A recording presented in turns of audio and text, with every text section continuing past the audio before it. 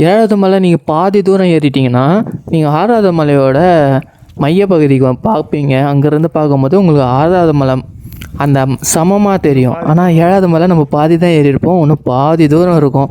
அப்போ தான் இங்கே அவர் சொன்னார், மணி சவுண்டு கேட்கும்பா, கிட்ட நம்ம போயிட்டோன்னா மணி சவுண்டு கேட்கும் அப்படின்னு ஒரு அண்ணன் சொல்லிட்டு இருந்தார். மணி சவுண்டு கேட்குமா? கிட்ட போ மணி சவுண்டு கேட்குமா? மலைக்கு போய்ட்டு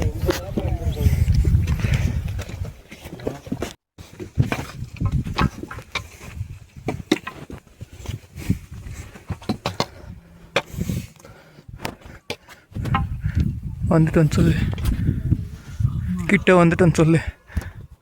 குளுக்கோஸ் குடிச்ச எனர்ஜியோடு நாங்கள் நடக்க ஆரம்பிக்கிறோம்.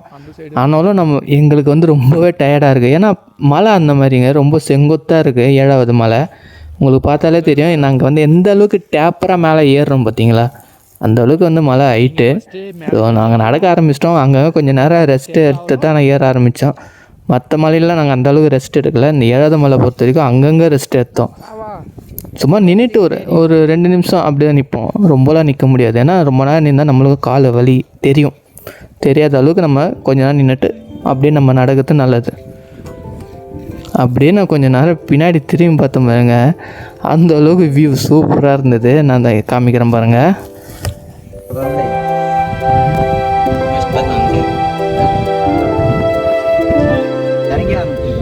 வியூவை பார்த்துட்டு அப்படியே கொஞ்சம் நடக்க ஆரம்பிச்சிட்டோம். பக்கத்தில் வந்துட்டோம், கிட்ட வந்துட்டோம். நாங்கள் இதை பார்த்தீங்களா, உங்களுக்கு என்ட்ரன்ஸு தெரியுதா மேலே ரைட்டு சைடு பாருங்கள், அதுதான் என்ட்ரன்ஸ் போல்.